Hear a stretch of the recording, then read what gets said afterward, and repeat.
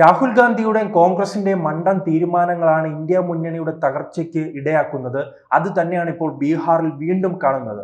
കഴിഞ്ഞ നിയമസഭാ തെരഞ്ഞെടുപ്പ് കാലത്ത് നമുക്കറിയാം, അവിടെ RJD ആയിരുന്നു അവിടുത്തെ പ്രധാനപ്പെട്ട ഒറ്റകക്ഷി. പക്ഷേ അവർക്ക് ഭരണത്തിൽ വരാൻ സാധിച്ചില്ല.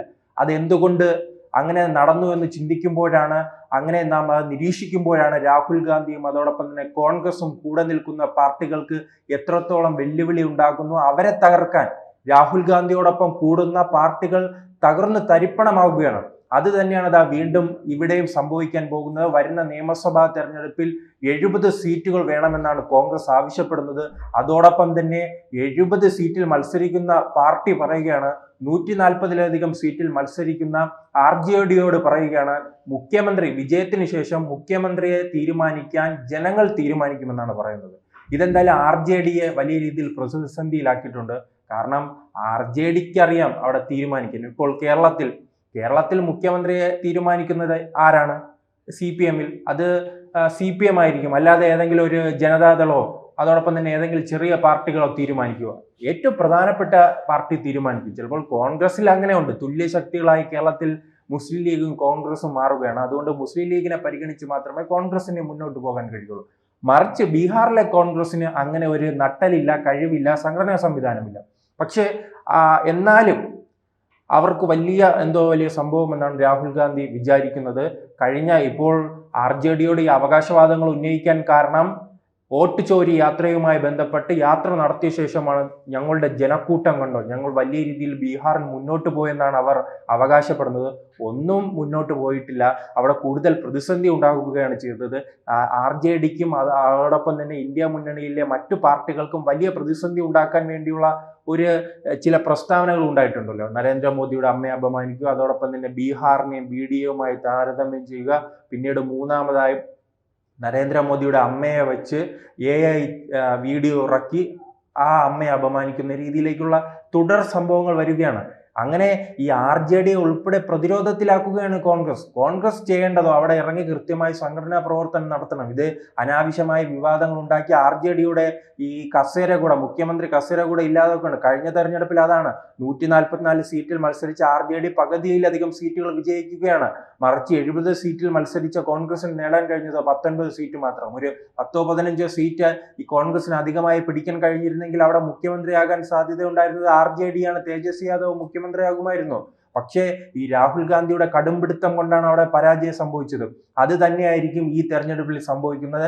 ഈ തെരഞ്ഞെടുപ്പിൽ മത്സരിക്കുന്നതിന് മുൻപ് തന്നെ RJDയെ ഈ കോൺഗ്രസും രാഹുൽ ഗാന്ധിയെ പരാജയപ്പെടുത്തും. അനാവശ്യ വിവാദങ്ങൾ, നരേന്ദ്രമോദിയുടെ അമ്മയെ വലിച്ചിഴയ്ക്കുന്നു, അതോടൊപ്പം തന്നെ ബീഹാറിനെ അപമാനിക്കുന്നു. അത് കൃത്യമായി മുതലാക്കാൻ BJPക്കും RJDക്കും അറിയാം. ഇന്നലെ തന്നെ നരേന്ദ്രമോദി ബീഹാറിലെത്തി വലിയ രീതിയിൽ ഈ നമ്മുടെ തൃത്താല MLA ഉണ്ടല്ലോ, അദ്ദേഹം VT ബലറാം, മുൻ MLA, തോറ്റ MLA VT ബലറാമിന്റെ ആ നീക്കത്തിനെതിരെ, ബീഹാറിനെ അപമാനിച്ച നീക്കത്തിനെതിരെ വലിയ രീതിയിൽ പരിഹസിക്കുകയാണ്, വിമർശിക്കുകയാണ്. എന്തായാലും ബീഹാർ വികാരം ഉണർത്തിയാണ് ഇത്തവണ BJPയും RJDയും മത്സരത്തിനിറങ്ങുന്നത്. അത് വരുന്ന തെരഞ്ഞെടുപ്പിൽ അവർക്ക് വലിയ മുന്നേറ്റം ഉണ്ടാക്കും. കാരണം കഴിഞ്ഞ ലോക്സഭാ തെരഞ്ഞെടുപ്പ് കാലം പരിശോധിച്ചാൽ തന്നെ നമുക്കറിയാം, JDUവിന്റെ നിരന്തര കാലുമാറ്റം കൊണ്ട് ആ NDA മുന്നണി, BJPയുടെ നേതൃത്വത്തിലെ NDA മുന്നണി വലിയ പരാജയത്തിലേക്ക് കടക്കുമെന്ന് രാഷ്ട്രീയ നിരീക്ഷകർ ഉൾപ്പെടെ പറഞ്ഞെങ്കിൽ വലിയ തകർച്ചയിലേക്ക് പോയില്ല. അവർക്ക് തിരിച്ചു വരാൻ കഴിയുന്നുണ്ട്. അങ്ങനെ അത് എന്തുകൊണ്ടെന്ന് ചോദിക്കുമ്പോഴാണ് അവിടെ കൃത്യമായ സംഘടനാ സംവിധാനം BJPക്കും JDUവിനുമുണ്ട്. അത് തന്നെ അവർ വീണ്ടും നടപ്പിലാക്കി വലിയ വിജയം കൊയ്യാൻ അവർക്ക് സാധിക്കും. പക്ഷേ കോൺഗ്രസിനെ സംബന്ധിച്ചിടത്തോളം ഡൽഹിയിൽ പരാജയപ്പെട്ടു, മഹാരാഷ്ട്രയിൽ പരാജയപ്പെട്ടു, ഹരിയാനയിൽ പരാജയപ്പെട്ടു. അതിൻ്റെ ഒരു തുടർച്ച തന്നെയായിരിക്കും ബീഹാറിലും സംഭവിക്കുക. ബീഹാറിലും പരാജയപ്പെടുകയാണെങ്കിൽ ഇനി വരുന്ന തെരഞ്ഞെടുപ്പുകളിൽ കോൺഗ്രസിന് വലിയ തിരിച്ചടിയായിരിക്കും ഉണ്ടാവുക. ഇനി ആസാമിൽ വരുന്നുണ്ട്, ബീഹാറിൽ വരുന്നുണ്ട്. ഈ സംസ്ഥാനങ്ങളിലെ എല്ലാ സ്ഥിതിയും നമുക്ക് പരിശോധിച്ചാൽ മനസ്സിലാകും. കോൺഗ്രസ് കാര്യമായി തന്നെ അവിടെ പ്രവർത്തിക്കാതെ തെരഞ്ഞെടുപ്പ് കാലത്ത് ഈ വോട്ടർ ചോരിയും അവർ EVMന്റെയും കഥ പറഞ്ഞുകൊണ്ട് ജനങ്ങൾ അടുത്തു പോയാൽ ജനങ്ങൾ പരാജയപ്പെടുത്തും. ജനങ്ങൾക്ക് ആവശ്യം വികസന പ്രവർത്തനങ്ങളാണ്, അങ്ങനെ വികസന അജണ്ടകളാണ്. തങ്ങൾ ചെയ്യാൻ പോകുന്ന സേവന പ്രവർത്തനം വികസന പ്രവർത്തനങ്ങളുമായി ജനങ്ങളെ സമീപിക്കും. അവിടെ നിങ്ങൾക്ക് വിജയിക്കാൻ കഴിയും. അല്ലാത്ത പക്ഷം ഈ EVM-ലെ ക്രമക്കേടുമായി ചൂണ്ടിക്കാട്ടിക്കൊണ്ട് പോയാൽ ദയനീയമായി തന്നെ ഹരിയാനയിൽ പരാജയപ്പെട്ടതുപോലെ അതോടൊപ്പം തന്നെ ഈ കോൺഗ്രസ് നേതാക്കളുടെ ഒരു തമ്മിലടിയുണ്ടല്ലോ, മുഖ്യമന്ത്രിയാകാനുള്ള ഒരു തമ്മിലടിയുണ്ട്, മന്ത്രിയാകാനുള്ള ഒരു തമ്മിലടിയുണ്ട്, MLA ആകാനുള്ള ഒരു തമ്മിലടിയുണ്ട്. ഇത്തരം തമ്മിലടികളാണ് കോൺഗ്രസിനെ ദയനീയമായി തന്നെ പരാജയപ്പെടുത്തുന്നത്. ഹരിയാനയിൽ അല്ലെങ്കിൽ കോൺഗ്രസിന് വലിയ രീതിയിൽ വിജയസാധ്യത ഉണ്ടായിരുന്ന ഒരു സംസ്ഥാനമായിരുന്നു. ഈ കോൺഗ്രസിലെ വനിതാ നേതാവും ഹൂഡയും തമ്മിലുള്ള തമ്മിലടി കൊണ്ടാണ് ഹരിയാന നഷ്ടമാകുന്നത്. പിന്നീട് മഹാരാഷ്ട്രയിൽ ഈ 3 പാർട്ടികളും തമ്മിലുള്ള ഒരു വലിയ തമ്മിലടി. ഡൽഹിയിലേക്ക് പോവുകയാണെങ്കിൽ AAP-യുമായി സഖ്യം ചേരാൻ അവർ തയ്യാറല്ല. ഈ ബീഹാറിലേക്ക് വരുമ്പോൾ തന്നെ ഈ തേജസ്വി യാദവിന്റെ ഒരു പ്രസ്താവന വന്നിട്ടുണ്ടല്ലോ, വരുന്ന തെരഞ്ഞെടുപ്പിൽ തങ്ങൾ ഒറ്റയ്ക്ക് മത്സരിക്കുമെന്ന് പറയുന്നു. അങ്ങനെ ഒറ്റയ്ക്ക് മത്സരിക്കുകയാണെങ്കിൽ കോൺഗ്രസിന് ഒരു 10-ൽ താഴെ സീറ്റായിരിക്കും ലഭിക്കുക.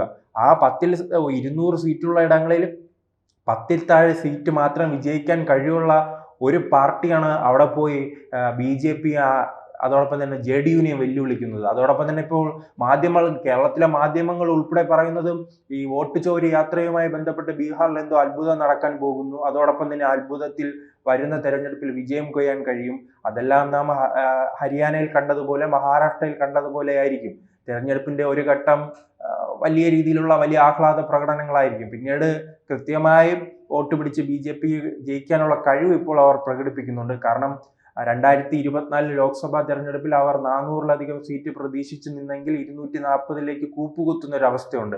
അതിൽ നിന്ന് പാഠം പഠിക്കാൻ BJP കഴിഞ്ഞിട്ടുണ്ട്. പക്ഷേ കോൺഗ്രസിന് എല്ലാ തെരഞ്ഞെടുപ്പിലും പരാജയപ്പെടുമ്പോൾ എന്തുകൊണ്ട് പരാജയപ്പെട്ടു എന്ന് പരിശോധിച്ച് അതിനൊരു പരിഹാരം കണ്ടെത്തി മുന്നോട്ട് പോകാനുള്ളതിന് എന്തെങ്കിലും ഇത്തരത്തിലുള്ള രാഹുൽ ഗാന്ധിയെ പോലെ EVM-നെ കുറ്റപ്പെടുത്തും.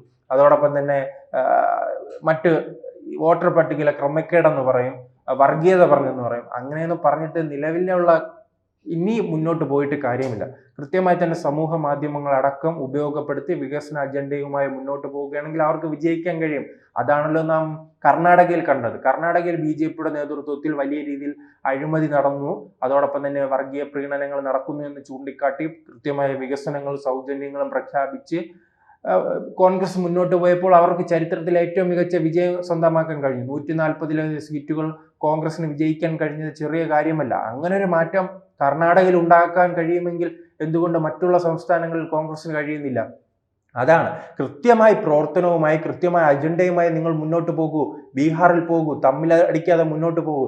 നിങ്ങൾക്ക് ബീഹാറിൽ കൃത്യമായ വിജയം കൊയ്യാൻ കഴിയും. പക്ഷേ ഇപ്പോൾ അങ്ങനെയല്ല. കോൺഗ്രസ് തീരുമാനിക്കുകയാണ്.